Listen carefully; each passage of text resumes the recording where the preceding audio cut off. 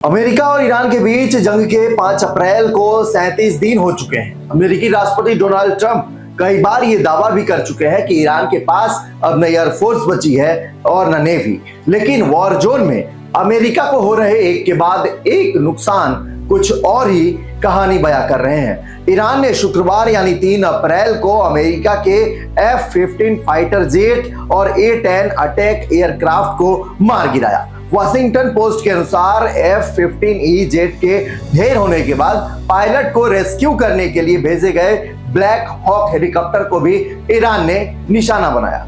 ऐसे में अब दुनिया भर में इस बात की चर्चा तेज हो गई है कि आखिर ईरान के पास अब ऐसा कौन सा सीक्रेट वेपन है जिससे उसने यूएस के फाइटर जेट को तबाह कर दिया। हालांकि यूएस ने एक पायलट को बचा लिया जबकि दूसरा अभी भी लापता है। अमेरिका का दावा है कि उसने जेट में बैठे एयरमैन जो हथियार सिस्टम को ऑपरेट करता है उसे यूएस आर्मी ने सुरक्षित रेस्क्यू कर लिया है, जिसने ईरान की धरती पर घातक ऑपरेशन को अंजाम देने के लिए बेहद सटीक प्लानिंग की थी। लेकिन इस पूरे ऑपरेशन के दौरान अमेरिका के राष्ट्रपति डोनाल्ड ट्रंप बेहद डरे हुए थे।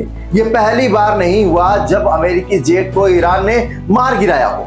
F-15 से लेकर F-35 तक अमेरिका के सबसे खतरनाक फाइटर जेट्स को आसमान से ईरान ने मार गिराया है, जो अमेरिका की सिरदर्द बनी हुई है। नमस्कार, आप देख रहे हैं न्यूज़ बीन और मैं हूं आपके साथ हिमांशु द्विवेदी। अमेरिका के राष्ट्रपति डोनाल्ड ट्रंप ने कहा कि जब ईरान के ऊपर एक अमेरिकी फाइटर जेट गिराया गया तो उन्हें डर था कि उसमें बैठे एयरमैन को ईरानी सेना कहीं पकड़ ना ले। ईरान उसे मजबूर करके अमेरिकी रेस्क्यू टीम को जाल में फंसाने की कोशिश कर रहा था।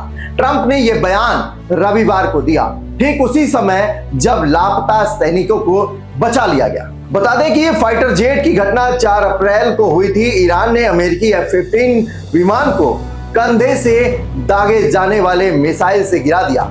ट्रंप ने कहा कि ईरान को लकी शॉट मिल गया। इस विमान में 2 क्रू सदस्य थे। पहले पायलट को जल्दी बचा लिया गया, लेकिन दूसरे एयरमैन को ढूंढने में समय लगा। एयरमैन जब विमान से बाहर निकला तो उसने रेडियो पर छोटा सा मैसेज भेजा। वो मैसेज था, गॉड इज गुड। ट्रंप ने इजरायली टीवी को दिए इंटरव्यू में बताया कि एयरमैन ने विमान से इजेक्ट होने के बाद रेडियो पर एक छोटा और असामान्य संदेश दिया।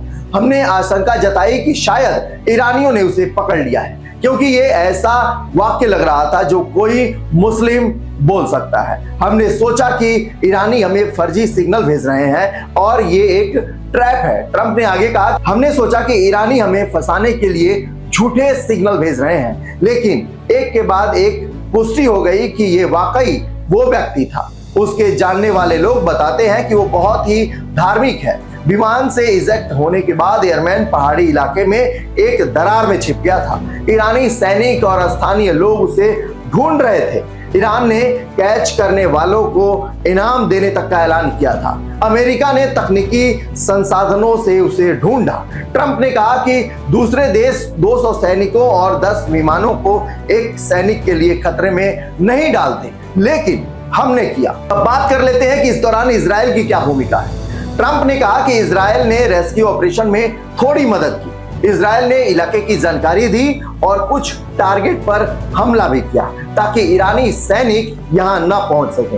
ट्रंप ने इजराइल को बहादुर साथी बताया और कहा कि अमेरिका बड़ा भाई है और इजराइल छोटा भाई है। इन सारे रेस्क्यू ऑपरेशन में सबसे बड़ा मददगार था सील टीम। सील टीम क्या है, ये कैसे हैंडल होता है, इसके बारे में जान लेते हैं। रेस्क्यू ऑपरेशन में अमेरिका सील टीम 6 शामिल थी। बता दें कि सील टीम असल में अमेरिका की स्पेशल फोर्स होती है, जिसे United States of Navy SEALs कहा जाता है। सील मतलब सी, एयर एंड लैंड, यानी ये तीनों फोर्स 3 जगह ऑपरेशन कर सकती हैं। ये दुनिया की सबसे खतरनाक और ट्रेंडेड कमांडो फोर्स कही जाती है। आपको याद दिला दूं कि सील टीम ने ही पाकिस्तान में घुसकर ओसामा बिन लादेन को मार गिराया था। उन्होंने एयरमैन को पहाड़ से निकाला। 2 C-130 विमान रेत में फंस गए थे, इसलिए उन्हें उड़ा दिया गया ताकि ईरान के हाथ न लग सके। बहरहाल आपको क्या लगता है, एक तरफ ट्रंप के लगातार बेबुनियाद दावे कि उन्होंने ईरान को खत्म कर दिया, ईरान को रिकंस्ट्रक्ट करने में 20 साल लग जाएंगे, वहीं अमेरिका के आधुनिक फाइटर जेट्स को जो है वो बिना हथियार और बिना टेक्नोलॉजी के कैसे ईरान मार दे रहा है, ये सबसे बड़ा सवाल खड़ा है। आपको क्या लगता है कि ईरान के पास कोई ऐसा ब्रह्मास्त्र है जिसने अमेरिका के पसीने छुड़ा दिए हों? तो कमेंट कर हमें जरूर बताएं, और वीडियो अच्छी लगे तो लाइक और शेयर करना ना भूलें। धन्यवाद।